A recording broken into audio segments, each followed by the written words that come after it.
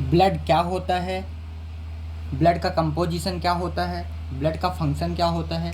आज के इस वीडियो में हम पूरा टॉपिक क्लियर करेंगे।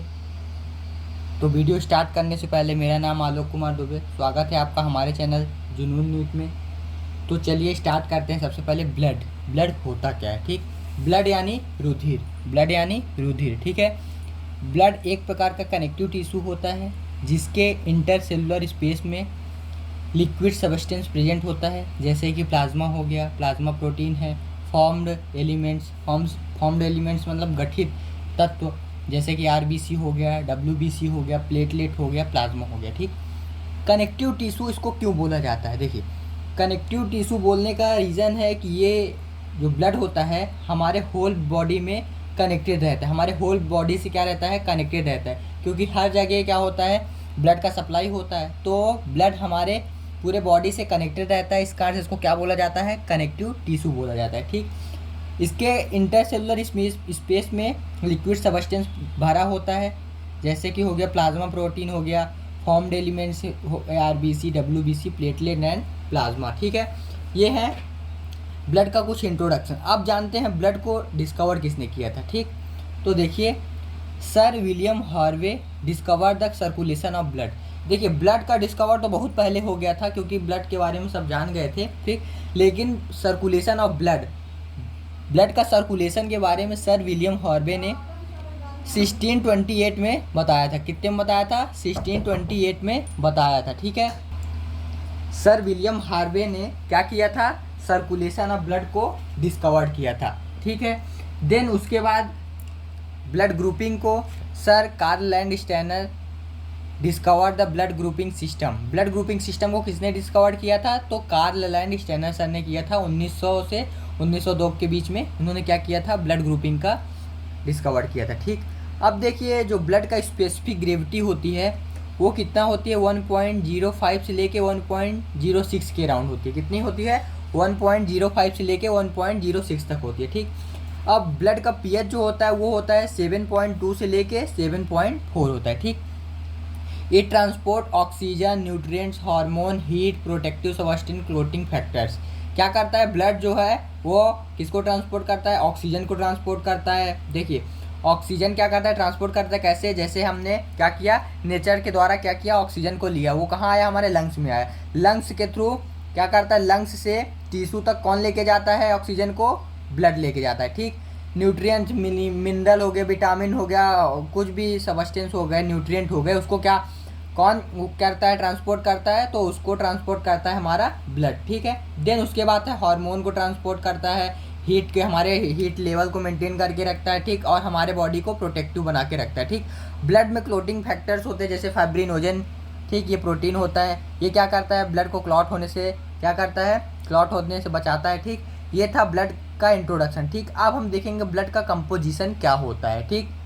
तो वीडियो में लास्ट तक बने रहिए, जिससे आपको यह पूरा ब्लड का कंपोजिशन, फंक्शन वगैरह अच्छे से समझ में आ जाए, ठीक है। नेक्स्ट है कंपोजिशन ऑफ ब्लड, ठीक। तो ब्लड में देखिए प्लाज्मा होता है 55%, सॉलिड सब्सटेंस होते हैं 45%, ठीक है। अब देखिए प्लाज्मा, प्लाज्मा का कंपोजिशन देखिए, प्लाज्मा में 91% क्या होता है, वाटर होता है, और सॉलिड होता है 9%। कितना होता है, 9% होता है, ठीक। अब सॉलिड में ऑर्गेनिक 8% होता है, इनऑर्गेनिक 1% होता है, ठीक।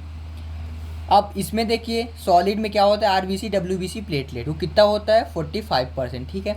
अब इसी प्लाज्मा में गैस भी प्रेजेंट है, ठीक, तो वो कितना होता है, 0.1%, O2 और CO2 गैस, ठीक है। ये हमारे ब्लड में प्रेजेंट होता है, ठीक। अब देखिए ये सॉलिड सब्सटेंस में हम प्लाज्मा का क्या कर रहे हैं, कंपोजिशन देख रहे हैं। तो सॉलिड में ऑर्गेनिक कितना परसेंट होता है, 8% होता है, इनऑर्गेनिक 1% होता है, ठीक। अब ऑर्गेनिक में देखिए, ऑर्गेनिक में है प्लाज्मा प्रोटीन, मैंने बताया ना प्लाज्मा प्रोटीन। इसमें प्लाज्मा प्रोटीन में कौन कौन से प्रोटीन, एल्बुमिन हो गया, ग्लोबुलिन हो गया, फाइब्रिनोजन हो गया। क्या क्या हो गया, एल्बुमिन हो गया, ग्लोबुलिन हो गया, फाइब्रिनोजन हो गया। प्लाज्मा प्रोटीन में सबसे ज़्यादा क्या होता है, एल्बुमिन, ठीक है। देन उसके बाद क्या आता है, एमाइनो एसिड। एमाइनो एसिड में इसेंशियल और नॉन इसेंशियल, क्या है, इसेंशियल और नॉन इसेंशियल, ठीक है। देन उसके बाद आता है फैट। फैट में कोलेस्ट्रॉल हो गया, ट्राइग्लिसराइड हो गया, फास्फोलिपिड हो गया। कोलेस्ट्रॉल हो गया, ट्राइग्लिसराइड हो गया, फॉस्फोलिपिड हो गया, ठीक है। देन उसके बाद क्या है, कार्बोहाइड्रेट। कार्बोहाइड्रेट में ग्लूकोज हो गया, फ्रक्टोज हो गया, ये सब क्या आते हैं, ये सब कार्बोहाइड्रेट में होते हैं जो कि हमारे प्लाज्मा में प्रेजेंट होता है, ठीक। इंटरनल सिक्रेशन में हार्मोन्स प्रेजेंट होता है। नॉन प्रोटीन सबस्टेंस में यूरिया होता है, क्रिएटिनिन होता है, यूरिक एसिड होता है, ठीक। ये हमारे किसमें, प्लाज्मा में प्रेजेंट होते हैं जो कि ऑर्गेनिक सबस्टेंस होते हैं, ठीक। देन उसके बाद देखिए एंटीबॉडी। एंटीबॉडी में आईजीजी होता है, आईजीएम होता है, आईजीए होता है, आईजीई होता है, आईजीडी। 5 एंटीबॉडी होते हैं जो कि सभी क्या होते हैं, हमारे ब्लड में यानी प्लाज्मा में प्रेजेंट होते हैं, ठीक। और एंजाइम भी हमारे प्लाज्मा में प्रेजेंट होता है। अब देखिए नेक्स्ट है इनऑर्गेनिक। वो कितना परसेंट होता है, 1% होता है। इनऑर्गेनिक में सोडियम हो गया, पोटेशियम हो गया, कैल्शियम हो गया, मैग्नीशियम हो गया, बाइकार्बोनेट्स हो गया, क्लोराइड हो गया, आयोडीन हो गया, आयरन हो गया, कॉपर हो गया। ये सब क्या है, ये सबस्टेंस सब इनऑर्गेनिक में आते हैं, ठीक है।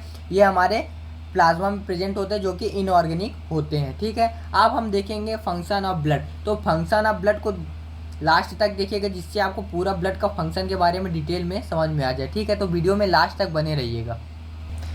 नेक्स्ट है function of blood.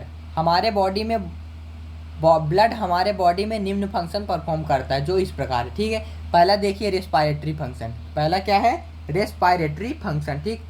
Blood respiratory gas को ट्रांसपोर्ट करता है। किसको ट्रांसपोर्ट करता है, रेस्पिरेटरी गैस को। जैसे कि ऑक्सीजन को लंग्स से टिश्यू में ले जाता है, ऑक्सीजन को लंग्स से टिश्यू में ले जाता है। देखिए जब हम ऑक्सीजन को क्या करते हैं, नेचर से लेते हैं यानी बाहर से लेते हैं तो कहाँ जाता है, हमारे लंग्स में जाता है। अब लंग्स से ऑक्सीजन को पूरे बॉडी में कौन सप्लाई करता है, तो लंग्स से पूरे बॉडी में कौन सप्लाई करता है, ब्लड करता है, ठीक। और कार्बन डाइऑक्साइड को टिश्यू से लंग्स तक लाता है। कार्बन डाइऑक्साइड को हम बाहर निकालते हैं तो वो हमारे टिश्यू में प्रेजेंट होता है, उसको क्या करता है, टिश्यू से लंग्स तक लाता है, इसके बाद हम बाहर छोड़ते हैं, ठीक। ये था रेस्पिरेटरी फंक्शन। नेक्स्ट है न्यूट्रिटिव फंक्शन। क्या है, न्यूट्रिटिव फंक्शन।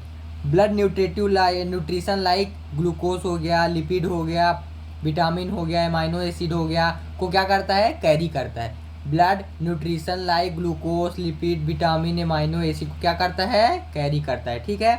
जिससे डाइजेस्टिव फूड मटेरियल टिश्यू से एब्जॉर्ब होकर ग्रोथ एंड एनर्जी का प्रोडक्शन करता है। कैसे करता है, जैसे ब्लड ने क्या किया, nutrition, glucose, lipid, vitamin, amino acid को क्या किया, कैरी किया, ले गया, जिससे क्या हुआ, डाइजेस्टिव फूड मटेरियल क्या हुआ, टिश्यू से एब्जॉर्ब हुए।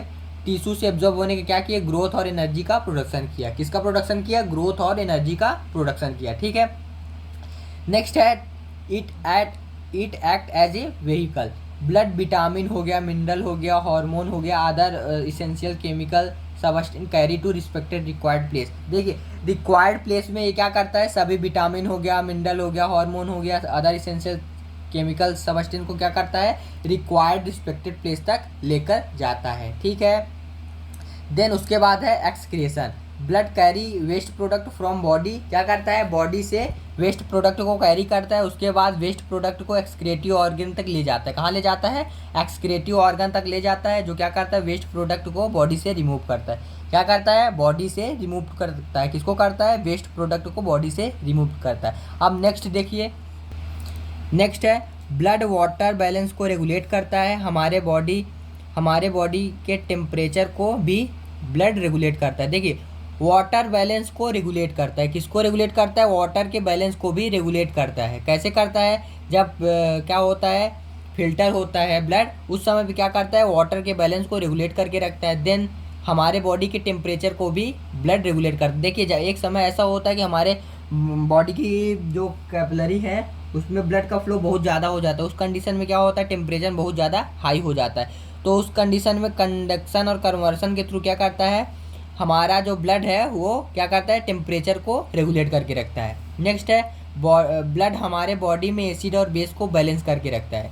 ब्लड हमारे बॉडी में एसिड और बेस को बैलेंस करके रखता है। कैसे करके रखता है, जैसे हमने क्या लिया, O2 को क्या किया, ग्रहण किया और CO2 को बाहर छोड़ा, तो उसी प्रकार से क्या करता है, ये उसी के थ्रू एसिड और बेस को बैलेंस करके रखता है। H+ आयन की संख्या जब ज़्यादा हो जाती है तो क्या होता है, एसिडिक हो जाता है। जब H- आयन ज़्यादा हो जाता है तो क्या होता है, बेसिक हो जाता है, ठीक। उस कंडीशन में ये उसको बैलेंस करके रखता है।